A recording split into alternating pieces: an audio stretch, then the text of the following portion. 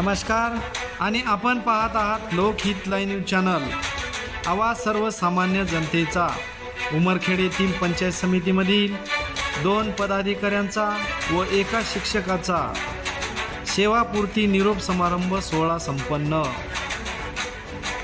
उमरखेड येथील पंचायत समितीच्या हॉलमध्ये शुक्रवार दिनांक 28 जून 2024 रोजी माया रविचंद्र वासनिक, विस्तार अधिकारी आरोग्य विभाग, रामू धोंडबा नंदनवार, कनिष्ठ सहाय्यक, धानोरा जिल्हा परिषद शाळेचे मुख्याध्यापक श्री सुरेश वाघ सर यांचा सेवापूर्ती निरोप समारंभ सोहळा संपन्न झाला।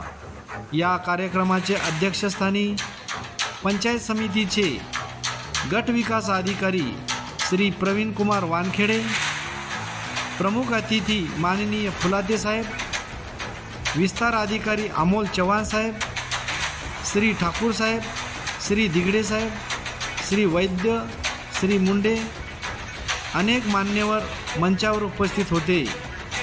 उपस्थित मान्यवरांनी सत्कार मूर्ती यांना पुढील दीर्घ आयुष्यासाठी शुभेच्छा दिल्या।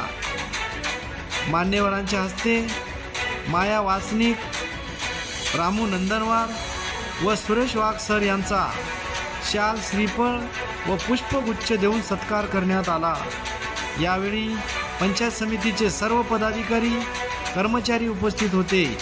या कार्यक्रमाचे सूत्रसंचालन श्री सुरेश वाघ सर यांनी केले, तर आभार प्रदर्शन विस्तार अधिकारी अमोल चव्हाण साहेब यांनी केले। लोकहित लाईव्ह न्यूजसाठी विजय कदम। स्वागत आहे। तुम्ही चांगलं काम करायचं, काहीच अडचण नाही। त्यामुळे ताईनं आरोग्याचं खरोखर खूप चांगल्या पद्धतीने काम सांभाळलं। नाहीतर आपल्या इथलं आरोग्य विभाग आहे काही माहित नाही, पण आरोग्य विभाग खरोखर बोगस आहे। एक फोन लावला, माहिती मागितली, 10 दिवस माहिती देत नाही।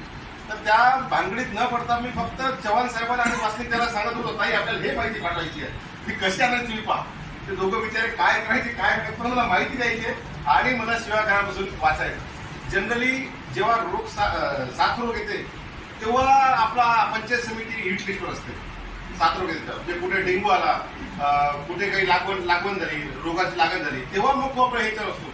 पण या दोघांनी कधीच मला तोंडावर पडू दिलं नाही। यांना मेसेज टाकला, फोन लावला की लगेच माहिती द्यायची आणि त्याच्यामुळे आपण बऱ्यापैकी चांगल्या पद्धतीने राहायचं। काही ठिकाणी तर मी न सांगता ते स्वतःची जबाबदारी घेऊन व्हिजिट करून यायचे आणि मला फोटो टाकायचे आणि त्यामुळे समोरच्यांना फोटो पाठवून मला सांगता येत होतं की आमचं लक्ष आहे, आमचं प्रयत्न टाक आहे। अशा पद्धतीने दोघांनी खूप चांगलं काम केलं। त्यांना खरोखर सुख समृद्धी, आरोग्य आणि चांगलं आयुष्य लाभो आणि त्यांनी चांगलं काम केलंय, त्यामुळे त्यांचं आरोग्य चांगलंच राहणार आहे। त्यांना सुख समृद्धी लाभलीच आहे, त्यात काही शंका नाही। पण त्यांच्या जे काही सुख इच्छा असतात, नोकरीमुळे त्यांना जे शक्य झालं नसेल ते आता करायचं। तसं पण त्याने मनात म्हणत असतं आम्ही फिरायला जातो बा, मला सुट्टी द्या। आता माऊली देतच नाही का बा सुट्टी, वारी करून येतो, बारी करून येतो, काही सांगते, सुट्ट्या काढते, बरोबर फिरून येते। प्रत्येकाने जरी सुट्ट्या पाहिजे असल्या ते हे जाऊ शकले असते। पण आता मस्तपैकी जगण्यात आनंद घ्या। म्हणजे ते काळे साहेब आपले एक नेहमी आठवते, FPW होते ते काळे साहेब, त्यांचा मोबाईल नंबर माझ्याकडे अजूनही सेव आहे आणि त्यांचं मी नेहमी स्टेटस पाहतो। ते प्रत्येक वेळेस कुठेतरी नवीन ठिकाणी असते आणि ते फोटो टाकते। मी त्यांना मेसेज टाकतो, साहेब कुठं, ते मैसूर, व्हेरी गुड। आणखी 4-5 दिवसात दुसरीकडे फोटो असते, साहेब कुठं, पंढरपूर, व्हेरी गुड। म्हणजे त्या माणसानं रिटायरमेंटचा खरोखर चांगला फायदा घेतला आणि बोलताना ते पण म्हणत होते की साहेब नोकरी गेली आयुष्यभर, कधीच कुठे फिरायला भेटलं नाही, काही भेटलं नाही। त्याच्यामुळे मी आता फिरून घेत आहे। त्यापासून एक शिकाय घेतली की रिटायरमेंट नंतर आपण कशा राहू आपल्याला माहित नाही, आपण एवढे स्ट्रॉंग याच्यासारखे स्ट्रॉंग राहू की नाही सांगता येत नाही। त्यामुळे आपण आताच फिरून घ्यायचं। महिन्यातून 2-4 दिवस किंवा वर्षातून 10 मिनिटं सुट्ट्या काढायच्या, वाटेल तिथे चुपचाप फिरून यायचं, मस्तपैकी आल्यानंतर स्टेटस ठेवायचं। लोकांना माहिती झालं पाहिजे काही फिरायला गेले पाहिजे। पण प्रत्येकानं आपल्या जीवनाचा आनंद घ्यायचा। तेव्हाचा काळ वेगळा होता, आताचा येणारा काळ हा जो आहे तो वेगळा आहे। त्याच्यामुळे त्याप्रमाणे बरोबर ऍडजस्ट करून घ्यायचं। पण आता ते दोघे जण खरोखर आता नशिबान आहेत। आता ते मस्तपैकी फिरतील। म्हणजे वास्तविकताईला नंतर माहित झालं की मी वास्तविकताईच्या घराजवळच राहत होतो। आपल्या जवान साहेबांना त्याचं नंतर सांगितलं, आमच्या त्यांचे वडील माझे ओळखत होते बापून वगैरे, त्यांना नंतर माहित झालं। पण मी वास्तविकताईला कधीच ओळख दाखवली नाही की बाबा मी तुम्हाला ओळखतो, तुमच्या घराजवळ कधी काही राहत होतो। तर पण त्यांचं काम खरोखर चांगलं होतं। म्हणजे कधी त्यांना काही सांगितलं की ताई एवढं बघून घ्या, ताई लगेच बघून घ्यायच्या। आणि आरोग्य विभागामध्ये मला तरी आठवत नाही की आपण कधीतरी पंचायत समितीची सेवा खाल्ल्या। जे काही थोड्याफार बोलले भेटत होते ते फक्त DHO कार्यालयावर भेटत होते, चव्हाण सर ते हँडल करून घेत होते। आणि नंतर साहेबांनी तर कधीच आपल्याला कोणी तकलीफ दिली नाही। आपल्या पंचायत समितीमध्ये एक दिवस एक पत्रकार येऊन दुपारी पूर्ण पंचायत व्हिडिओ बनवून घेऊन गेला. ताईला आठवण असेल पूर्ण व्हिडिओचा. त्या व्हिडिओमध्ये फक्त एकच माणूस दुसरा होता, नंदनवारचा.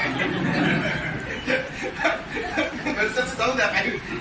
नंतर असे बरेच फोटो आले, काही आले, पण नंदनवार साहेब आपले असायचे.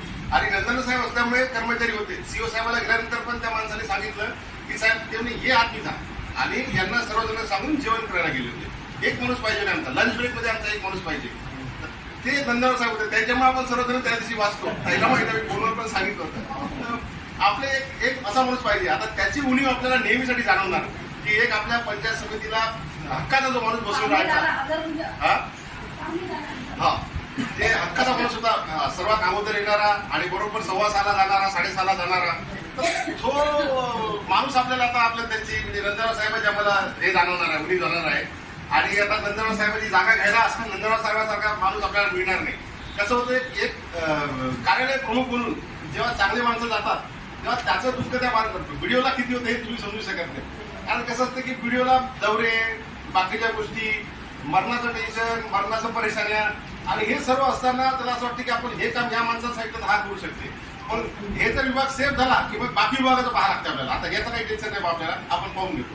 तर हे एक हँड का जाते त्या माणसाचा, तेव्हा तो थोडासा अपंग होते. तसंच मला नंदनवार साहेब आणि आपल्या वास्तविकता रिटायर होत आहेत वाटत आहे की आरोग्याचा जवाहर साहेब व्यक्ती सांभाळत होते, पण वास्तविकता त्यांना चांगली साथ दिली होती. वास्तविकता गेल्यामुळे आरोग्याचा माझं आरोग्य खराब होते काय असं वाटून राहिलं. आणि नंदनवार साहेब होते, आपले आवक जावक सांभाळत होते.